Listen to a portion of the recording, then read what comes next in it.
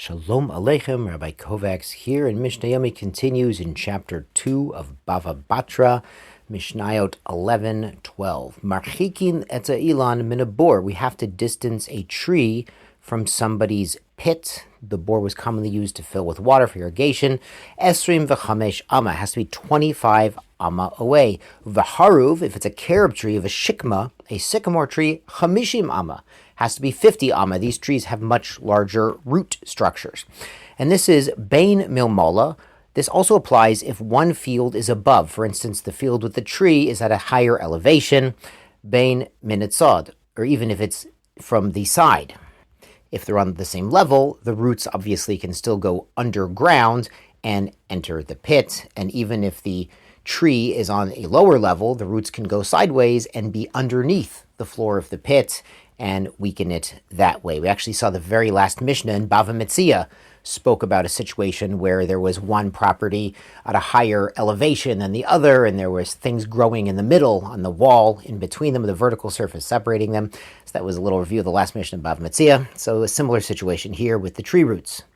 And the Mishnah adds, Ima bor kodma, if the water pit came first, kotzitz, so the tree owner needs to cut down the tree if it's within this buffer zone, v'noten damim, but he can be compensated. After all, the roots of his tree aren't getting into the bore right now. If they were, then obviously we'd have to cut the tree if it's damaging the pit. It's a potential to damage. So right now he's not causing any damage, so he has to be compensated to remove the tree.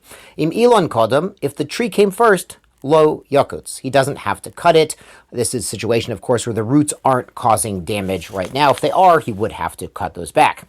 Safek ze kodam, safek ze kodam. If we're not sure whether the bore was first or the tree was first, lo yakuts. We don't remove the tree. And we saw earlier in this parak a situation where there were trees really close to a city, and we said even if there's a suffix, we cut the trees. It's different there because it's hezek robim. It's the trees right in front of the city is damaging or interfering with a lot of people. Here it's just interfering potentially with one person. So in a situation of doubt, we don't force him to remove the tree. Rabbi Yossi Omer, as we alluded to yesterday, afal pisha bor kodemet leilon. Even if the bore came first and he planted a tree within the buffer zone, lo yakutz, he doesn't have to cut it down right now. It's not causing damage now. Because one guy's digging a pit in his property, it's not affecting anyone else. The other guy's planting a tree in his property. Right now, it's not affecting anyone else. We would not force him to remove it. The Mishnah Yud Bet 12 continues this theme. Lo yito adam ilon samech l'sodei havero. You may not plant a tree right next to the field of your neighbor.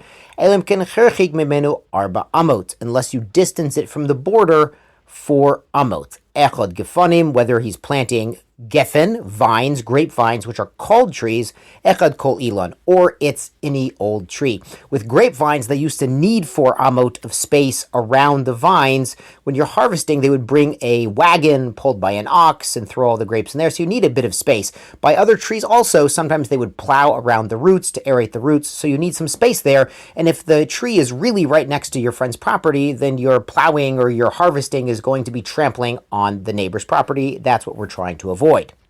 The Mishnah elaborates, Hayagadar bin time, if there's actually a fence or a wall in between the properties, Zay Samech Lagadar Mekan, Vizay Samech Gadar Mekan. Then each neighbor is allowed to plant a tree right up next to the fence, because again, the concern is when you're harvesting or plowing or dealing with your trees or your vines, you're going to be trespassing and trampling on the neighbor's crops. With a fence in the middle, you're not going to have that problem. If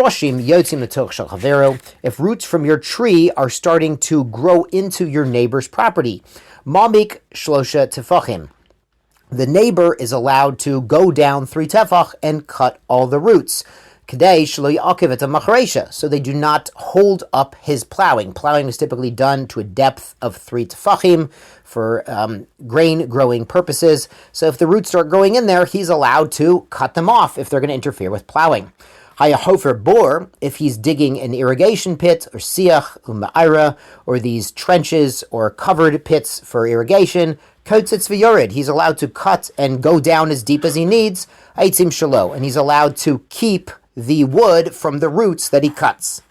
Now in the Gemara, they do explain if it's within 16 amot of the trunk of the tree, then really the wood from those roots must be returned to the owner of the tree. It's really like a critical part of the tree, but outside of that, the guy can keep the roots when he is doing building facilities or plowing in his own property. Yashar koach, disku the mitzvot.